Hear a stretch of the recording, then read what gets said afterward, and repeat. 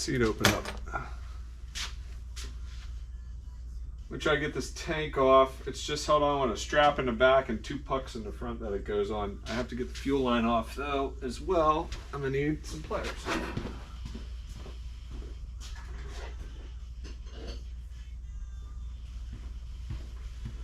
All right, let's see if I can do it with these. The clip on here.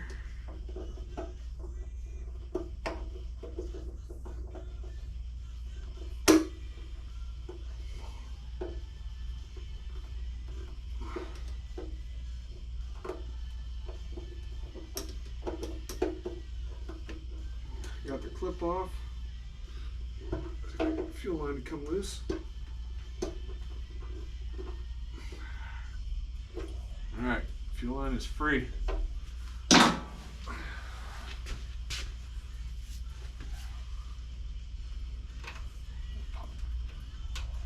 the rubber off the back of the tank.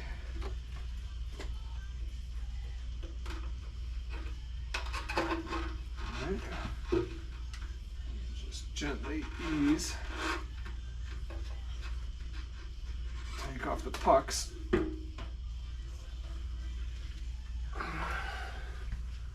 There it is. Got it off. Go set this aside.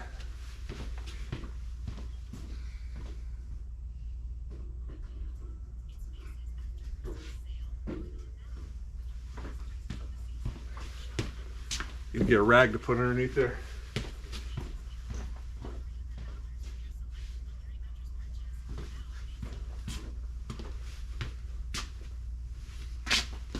Show you guys what's going on here. Pretty easy to get a fuel tank off a CB750. There's a tab that fits under here. Just peel this back, and then here's the pucks I was talking about. There's 2 pucks that your tank just slips right over.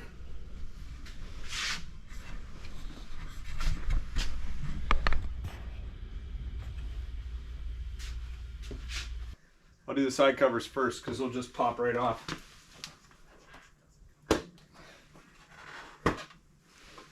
These come off nicely because every time I put them on, I like to put a little dab of silicone on these tips here. A lot of these are broken on these old bikes. Put a little dab of silicone in there and the rubber grommet, keep it soft, and your side covers will always come off nice and not break. On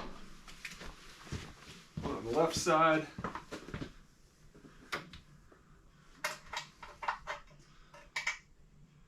one on this side, you have to pull the dipstick out. This is the oil tank side.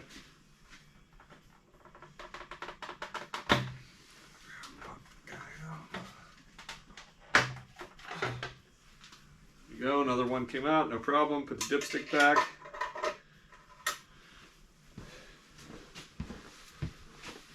You can see all the tabs on here, they're in good shape.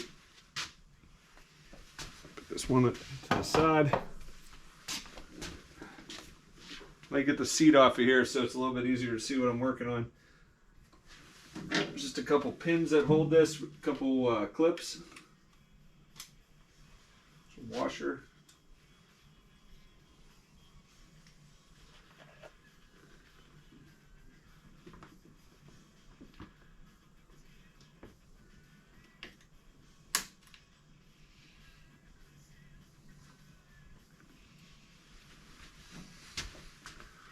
Little clips.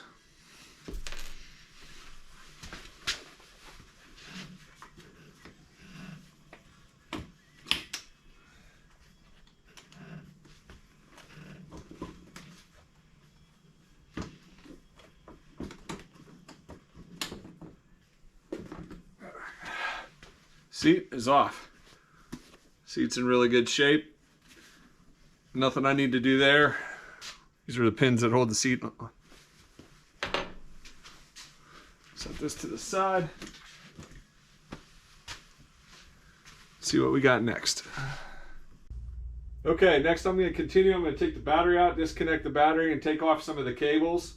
I want to show here what's going on with these cables. So this actually has what's called a push-pull cable. So when you turn the throttle, the top cable is your pull cable. It's pulling up on the rack of carburetors, and your bottom cable is a push cable. So if it got stuck, theoretically, you can push it back down. I think that's the intent. That's my battery tender cable. But I see this breather tube for the motor is actually hitting on the boot here for the third carburetor.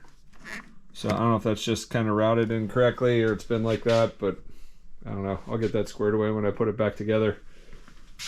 But get the battery out, get the throttle cables off.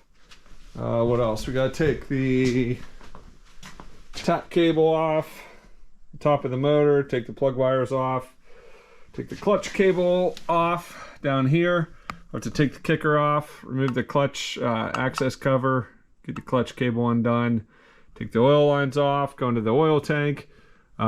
Oil tank's pretty empty right now. This is a dry sump motor, so a lot of the oil from sitting just kind of went to the lowest point, which is the bottom of the motor, so we'll have to drain all that. Take the exhaust off, get the airbox out, get the air filter out, get the carbs out. I'm going to try to keep the rubbers on the motor when I pull the motor, because if you look at the way these things sit, they all have to be aligned perfectly, and they're kind of difficult with 50-year-old rubber to get those back manipulated where they need to be. So I don't know, I'm just going to keep at it. I'm not going to detail all this. I'll get all the cables off, get the battery out, get the carbs off. It's always fun trying to get that stuff apart, but I'll do a time lapse of it. Everything here is the electrical for the bike. You got your rectifier here, your regulator here. They make a modern replacement combo regulator rectifier to put in these bikes, and it's supposed to help with the charging system quite a bit. So I may swap that out. I don't know if anybody makes a fuse kit for these to put regular blade fuses in instead of the glass fuses, but I'll take a look and see. On that, take the shifter off. I'll take the whatever covers off I could get off to get the motor out easier. Foot pegs. Once I do all that, it should be pretty good to get the motor out. So I'm gonna get at it, and I'll do a time lapse.